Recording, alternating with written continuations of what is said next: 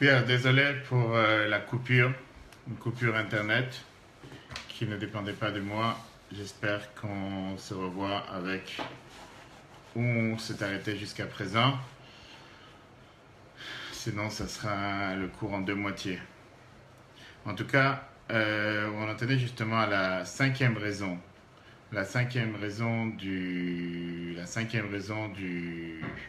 Cinquième raison pour laquelle le jour du 15 Av était considéré comme un jour important pour le peuple juif. On a vu dans lequel c'était le jour qu'on a arrêté de couper du bois pour constituer le montant du bois, la quantité de bois qu'on avait besoin depuis justement la période du 15 Av jusqu'à le mois de Nissan de l'année d'après. Et donc c'est encore une fois un événement important. On va voir tout à l'heure, on va expliquer les détails. Pourquoi ce jour c'était justement considéré un jour de fête particulier et qu'est-ce qu'il avait de particulier à tel point qu'on l'appelait le jour qui n'était aussi grand que le jour de Kippour et qui n'avait pas un jour de fête aussi important comme le jour du 15 Av. Enfin, le sixième événement qui s'est passé ce jour-là, c'était le jour où les personnes qui ont été tuées à Bétar, on a donné la permission de pouvoir les enterrer.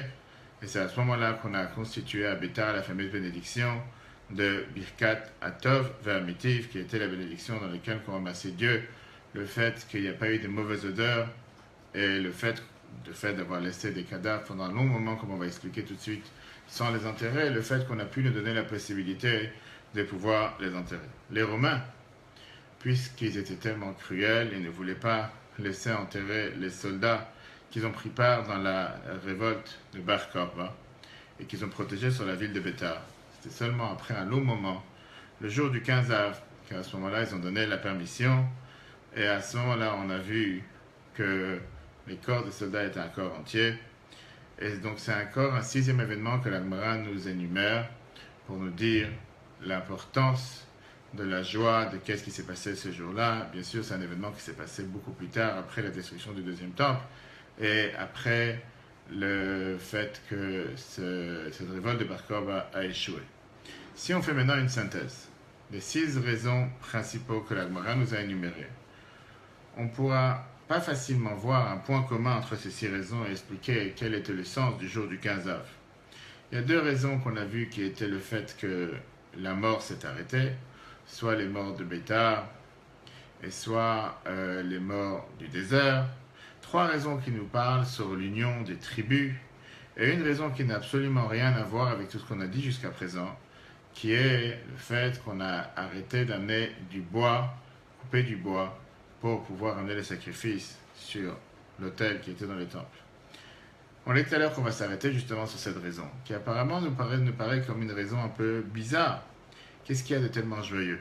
Et qu'est-ce que cela fait pour transformer ce jour comme un jour de joie à tel point qu'il n'y avait pas un jour aussi important comme le jour du 15 Av et le jour du Kippour, parce qu'aujourd'hui on a arrêté de couper du bois pour l'autel qu'il y avait sur le temple. C'est un événement, on va dire, agricole, comme tous les autres événements agricoles. Il y a le temps de la moisson, le temps où on plante les graines, le temps de la récolte. Et pourquoi on fait de cet événement un événement si majeur que ça, à tel point que même les Chachamim, nos sages dans la Gemara, le nomment comme le jour par lequel a été, on a cassé la fossile, en 2 mots, que le jour où on n'a plus besoin de pouvoir couper du bois. À tel point, plus que ça, pardon, on voit que dans la Gemara, cette raison est considérée comme la raison majeure, la raison principale. À tel point qu'on voit que la Gemara nous dit que cette raison elle a été dite par 2 de nos sages, Rabbin et Rabbi Yosef. Rabbeinu Gershon vient et nous donne une explication intéressante. Quand ils étaient occupés à couper le bois, ils ne pouvaient pas à ce moment-là s'asseoir et étudier la Torah. Mais le jour qu'ils ont arrêté, on a transformé ce jour en jour de joie, en jour de fête, parce qu'à partir d'aujourd'hui, ils pouvaient se consacrer à l'étude de la Torah. Mais vient le Rashbam, et le Rashbam qui nous dit que la joie était plus sur le fait qu'on a fini de faire cette grande mitzvah de finalement pouvoir amener ces bois en tant que don dans le temple. Parce qu'on finissait une mitzvah importante. Alors Rabbi vient nous dire qu'apparemment il y a quelque chose de bizarre ici.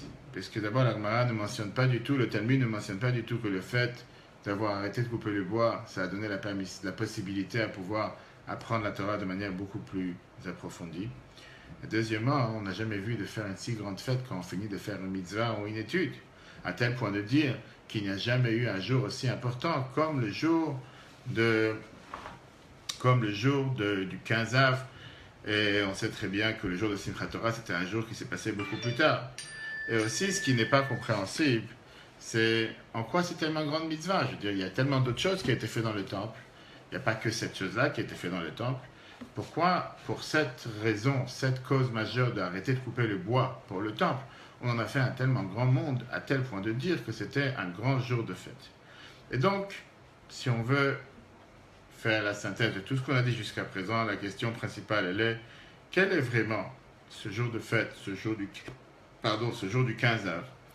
Et surtout, en quoi c'est attaché avec le fait que c'est le jour qu'on a fini de couper du bois, mis à part bien sûr la première raison qu'on a dit tout à l'heure, le jour dans lequel on faisait les fiançailles dans tout Jérusalem, que les filles sortaient dans la rue avec des habits empruntés, des habits blancs, et qui choisissaient leur partenaire, etc., etc.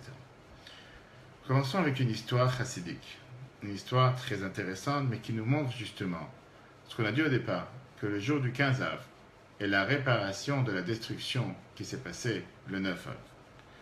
Dans la ville de Vitebsk, en Russie blanche, vivaient deux disciples de chassidim très très fortunés, très riches. Un, il s'appelait Reb Leib Pozin, qui avait l'habitude, et que son travail c'était plus dans le coton avec lequel on préparait tous les différents habits, différents tissus, différentes matières. Il avait l'habitude d'importer du coton de Moscou et le vendre dans sa ville. Et il y avait le deuxième qui s'appelait Reb Shmuel Brin, que lui c'était un travailleur dans le BTP, travailleur dans le bâtiment. Donc à l'époque, on construisait les bâtiments en Russie avec du bois. Lui, il devait importer du bois pour pouvoir construire les différentes maisons, les différents bâtiments. Une fois, le premier, celui qui travaillait dans le coton, est parti voir le Rabbi Maharash, quatrième Rabbi de Chabad. Il lui a demandé une bracha, une bénédiction pour ses affaires. Et après ça, il a commencé à soupirer en racontant à Rabbi Maharash que son ami, Reb Shmuel, il a des grandes difficultés aussi dans les affaires. En 2 mois, il a voulu dire la situation est difficile, elle n'est pas seulement difficile pour moi, elle est difficile aussi pour lui. Et ce qui fait que mon ami Reb Shmuel a des difficultés à pouvoir commander du bois parce que les paysans ne veulent pas couper du bois, ils ne veulent plus lui transporter le bois. Et il est resté avec beaucoup de grandes dettes. Donc ce même Reb Leib qui est en train de raconter cette histoire au Rabbi Maharash, il termine en disant « Mais certainement que Dieu a raison. Et si Dieu il a fait une certaine chose pour mon ami Reb Leib, certainement qu'il y a une raison. Je veux dire, on ne comprend pas les chemins de Dieu. Donc si sa situation est si difficile, il y a certainement une logique. » Quand le Rabbi Maharash il a entendu ces derniers mots de ce Reb Shmuel, de ce Reb Leib, premier disciple, qui parlait de son ami, de la manière comment il vient de parler, il n'a rien dit, mais il a commencé à méditer fortement. 2 semaines plus tard, un grand incendie s'est passé dans la rue où il y avait le dépôt de coton de Reb Leib, notre interlocuteur. Et tout le dépôt est parti en feu. Et comme si ça n'a pas suffi, un incendie a pris aussi dans toute sa maison et a liquidé toute sa maison. Reb Leib était totalement bouleversé de ce qui vient de se passer. Il est parti à Lubavitch, demander une bracha au Rabbi pour pouvoir reconstituer ses affaires. Le Rabbi le regarde avec un regard sérieux. Le Rabbi lui dit que le Baal Shem Tov nous a enseigné que quand quelqu'un il tranche un jugement sur son ami, en réalité il est en train de décréter ce jugement sur soi-même. Et quand quelqu'un il justifie n'importe quel malheur qui peut arriver à son ami, il réveille sur lui des mêmes justifications et des mêmes jugements. Ta réparation, le Rabbi lui dit, c'est que d'abord tu vas aider ton ami Reb Shmuel à reconstituer, à remonter ses affaires. Et une fois que tu vas faire ce bien avec lui, tu verras aussi la bénédiction dans tes affaires. Reb Leib, il est retourné dans la ville, il a pris une somme de 3000 roubles, qui à l'époque était une somme importante, et il est parti à la maison de Reb Shmuel pour lui proposer en tant que prêt. Mais Reb Shmuel n'était pas dans la ville. Donc Reb Leib, il était pressé pour voyager à Moscou, pour pouvoir amener pour lui, remplir son dépôt qui avait brûlé, Mais le rabbi lui avait donné la condition que ta bénédiction dépend dans l'aide que tu vas amener à ton ami. Donc il a dû attendre encore 2 semaines pour que son ami revienne au village. Il a dû aussi prendre le temps à le convaincre de finalement prendre cette somme. Et une fois qu'il a agi de cette manière, à ce moment-là, l'autre a accepté cette somme, il a pu revoyager à Moscou et reconstituer ses affaires. De manière miraculeuse, les deux ont retrouvé la plus grande bénédiction dans leurs affaires. Reb Leib a réussi à convaincre les Russes à Moscou de pouvoir lui donner les matériaux qu'il avait besoin. Et même ils étaient d'accord de prendre à charge la perte qu'il a eue par le feu qu'il a pu avoir. Et Reb Shmuel, il a pu aussi envoyer des bateaux à l'époque qui étaient faits sur des morceaux de bois, sur des troncs de bois, pour pouvoir envoyer des différents morceaux de bois dans différentes villes en Russie, et il s'est enrichi encore une fois. Qu'est-ce qu'on vient de voir ici? On vient voir ici le fait que réparer le mal, c'est fait en refaisant le bien qu'au départ, pas forcément qu'il avait pensé à lui faire du mal, d'avoir justifié le mal qui a été fait à l'autre. Le rabbi lui avait dit, tu pourras commencer à réparer ce qui a été fait de mal à l'autre, et ça t'amènera à la bénédiction pour toi. Et ça même, c'est la base du jour du 15 Av. Ce jour, c'est le jour qui a transformé le 9 Av. Tout ce qui s'est dégradé, tout ce qui s'est mal fait, tout ce qui s'est esquinté pendant le 9 Av a été réparé le 15 Av. De là la raison pourquoi la Gemara nous dit qu'il n'y a pas eu un jour de fête aussi important comme le jour du 15 Av, parce que c'est le jour qui transforme la destruction du 9 Av, et c'est le jour qui met les bases et les fondations pour la prochaine délivrance. Alors analysons ensemble comment ce jour du 15 Av a réparé la destruction du 9 Av, Tisha B'Av, qu'on vient de finir hier. Le 9 Av, c'est un jour malheureux, avec différents éléments qui sont passés de destruction dans le peuple juif, en commençant bien sûr destruction du premier temple, destruction du deuxième temple, le fameux rebelle, le Bar Korba, qui s'est mal passé, qui a fait en sorte qu'on n'a pas pu retourner à Jérusalem, la construction du temple.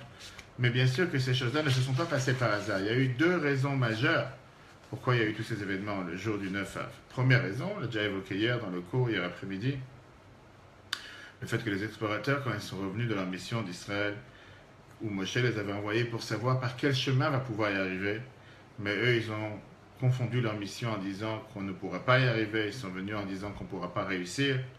Et bien sûr, le deuxième épisode, au temps du deuxième temple, le fait que le peuple juif avait cette haine gratuite. On dit que Jérusalem était divisé en différentes parties, différents groupes, différents segments, différents, pas seulement cantons ou différentes régions, mais c'était surtout différent il y avait ceux qui étaient de tel caractère, ceux qui étaient de tel niveau. Il y avait une telle division dans le peuple juif qui a fait en sorte que cette division a fait qu'il y avait cette haine gratuite des uns envers les autres.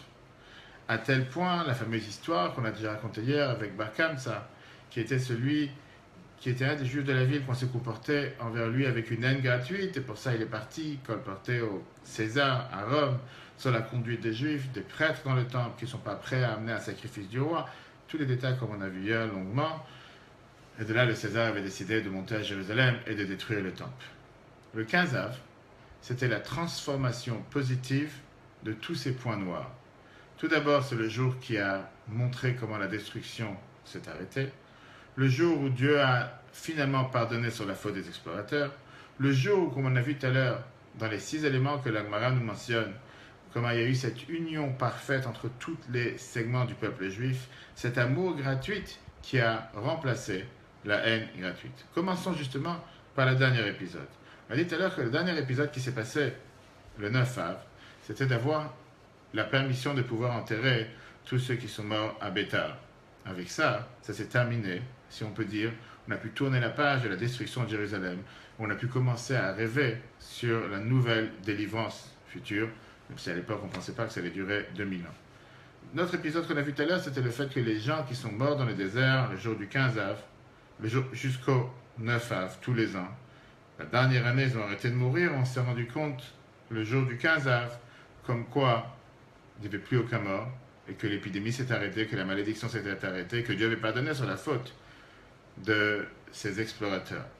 Et les autres 4 épisodes qu'on a mentionnés tout à l'heure, c'est aussi des épisodes qui nous montrent sur l'union du peuple juif. Le fait que les différentes filles d'une tribu ont eu le droit de se marier avec toutes les tribus, le fait qu'on a eu le droit de se marier avec avec les personnes de la tribu de Binyamin, le fait qu'il y a eu cette frontière, cette barrière qui avait été mise entre Jérusalem et Samarie, qui a été enlevée, et bien sûr, avant tout, comme on a dit tout à l'heure, l'événement majeur, le jour où on a arrêté de couper du bois pour le temple, c'est un événement qui a montré comme quoi on a ce souci de l'un envers l'autre, cet amour gratuit d'un juif envers l'autre. Et commençons à expliquer quel était cet événement majeur d'avoir arrêté de couper du bois pour l'autel, pour les sacrifices du temple, puisqu'on en avait assez jusqu'à Nissan de l'année prochaine. On a dit tout à l'heure que la manière comment constituer ce dépôt de bois pour le temple, c'était un don qui a été donné par plusieurs familles du peuple juif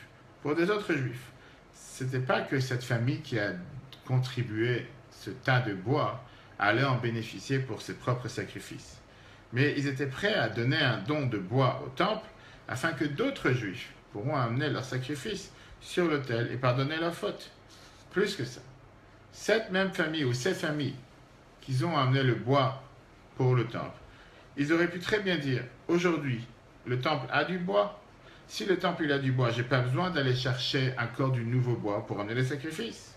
Ah, si on s'inquiète par rapport à la fin de l'hiver, on n'a qu'à attendre la fin de l'hiver. Et à ce moment-là, on verra s'il y a assez de bois ou s'il n'y a pas assez de bois. On va attendre d'abord d'utiliser le bois qui a été coupé pendant l'été. Mais non, avant le 15 avril, ils se sont précipités à faire en sorte de couper tout le bois nécessaire afin que le dépôt qu'il y avait dans le temple soit un dépôt largement suffisant pour qu'il y ait largement de quoi pouvoir amener tous les sacrifices que n'importe quelle personne du peuple juif voudra amener, même si au moment présent où il faisait cet acte, il n'avait pas forcément besoin, puisque dans le temple, il y avait déjà assez de bois. Avec cet acte de vouloir se préoccuper qu'un autre frère juif qui n'a pas forcément, encore une fois, du bois, qui n'a pas forcément besoin de ce bois tout de suite. Plus que ça, celui qui coupe le bois n'en a même pas besoin de ce bois parce que tu dis qu'il devrait amener un sacrifice.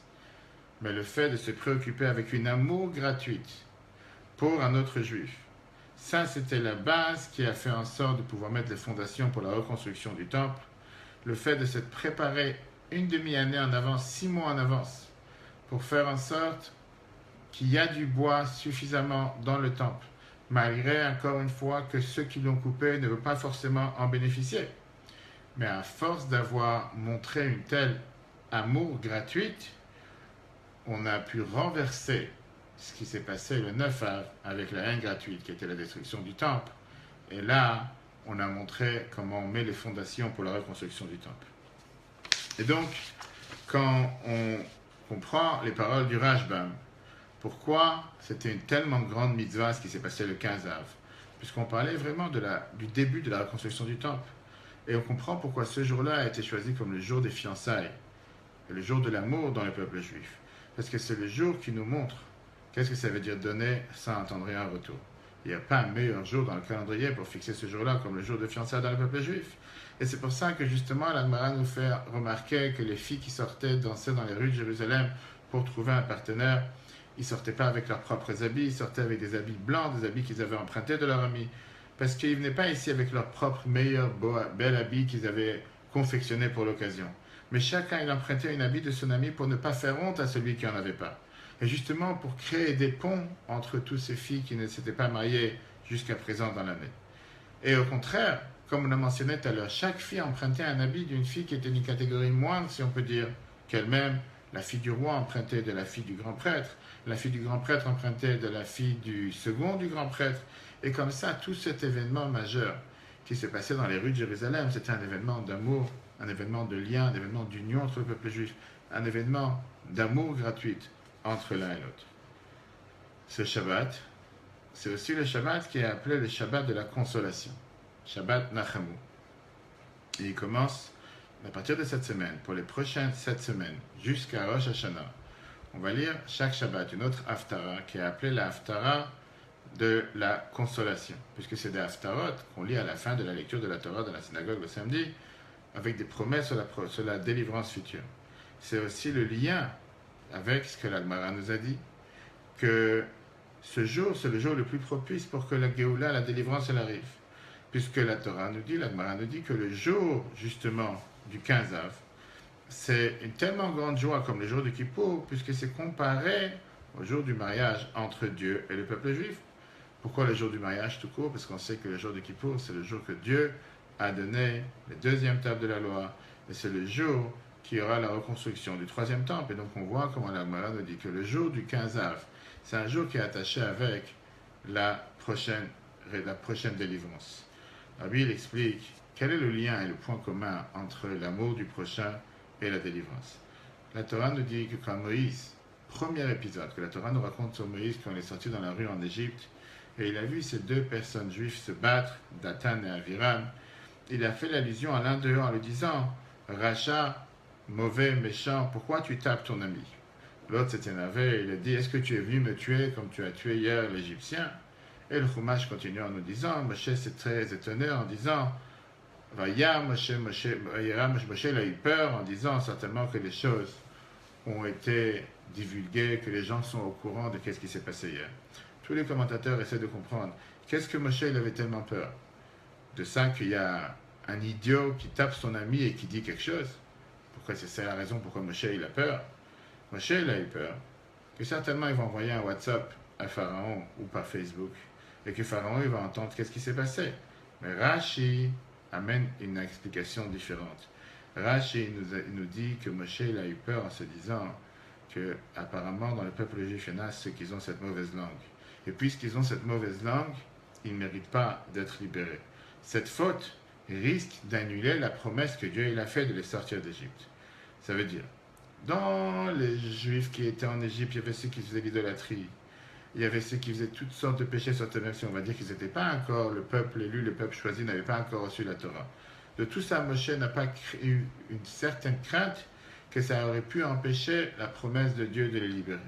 Mais juste le fait d'avoir cette mauvaise langue, ça, c'est ce qui a fait peur à Moshe que peut-être le peuple juif ne mériterait pas d'être libéré.